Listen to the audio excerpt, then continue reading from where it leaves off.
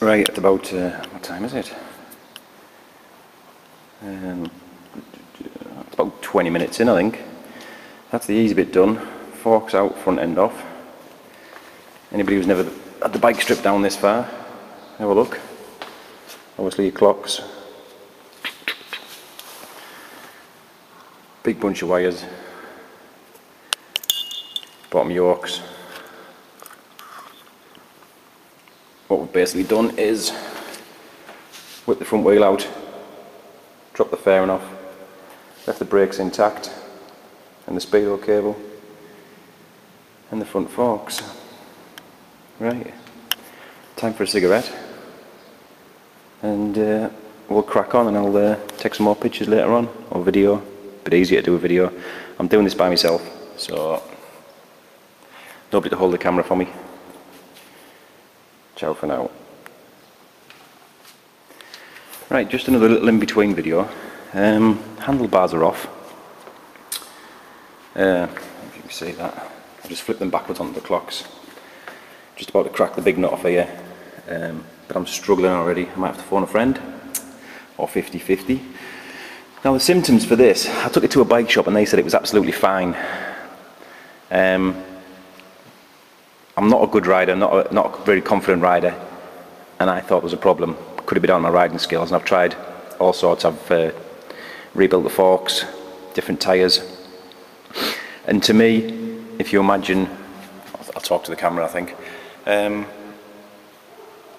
trying to do a slalom course in and out of cones, so you're going really slowly, 10-15 kilometers an hour, you need to turn the bars. When you ride the bike, you lean it over, you only turn them maybe an inch, if that, half an inch.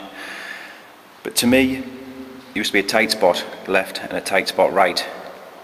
And if you do it on a slalom course, you would go and turn the bars and the bike would want to fall over. It would sort of tip and fall. And I thought the bearings were... Oh, sorry, I'm going away. Hang on. Stand the camera up, bollocks to it. Hope this is working. And I thought that the bike wasn't steering properly. Took it to a bike shop. They said it was fine. Picked the front wheel up and it spins freely. There's no slack, no play. And what I'm going to show you is, now I've got it to pieces, but I haven't got the bearings out yet. I don't know if you can see this, watch. I'm going to move it. Nothing's connected to it, so it's free, totally free. It's notchy. It feels a tight spot. Hang on. Got no cables or nothing, or is it? Hang on, that could be that cable. Let me just free the handlebars off a bit. It keeps dropping back to a central position. You can see that. I'm only flicking it with my finger. From there on, there's another notch there. That's reasonably smooth, and it drops into a little groove there. And that's about the amount that you steer when you're going down corners. But I always used to feel if I got into a really tight corner, it'd want to fall over. Now, honestly don't know, but as soon as I get the bearings off, we'll show you. Let's see if we can. I mean, I've got that brake, if I can hold it out of the way. It's like a tight spot. I've got to push it to get it past it. If I go beyond it and come back to it. There is a couple of wires trapped in it, but... Right, hang on. I spend more time doing the bleeding video than fixing the bike. Now look, it drops into a groove. Now I've had 3 or 4 people look at this and they've all said it's perfect. So don't believe everything you hear from the bike shops. Mine's a 2002. She's done...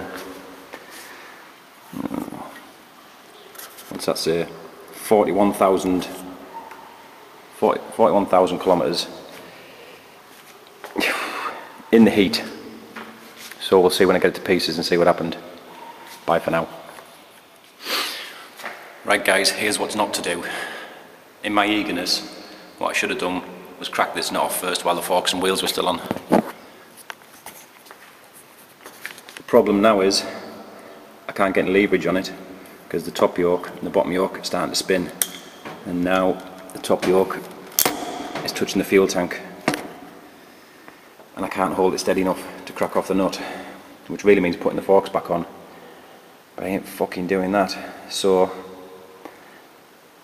time to think. See you in a while.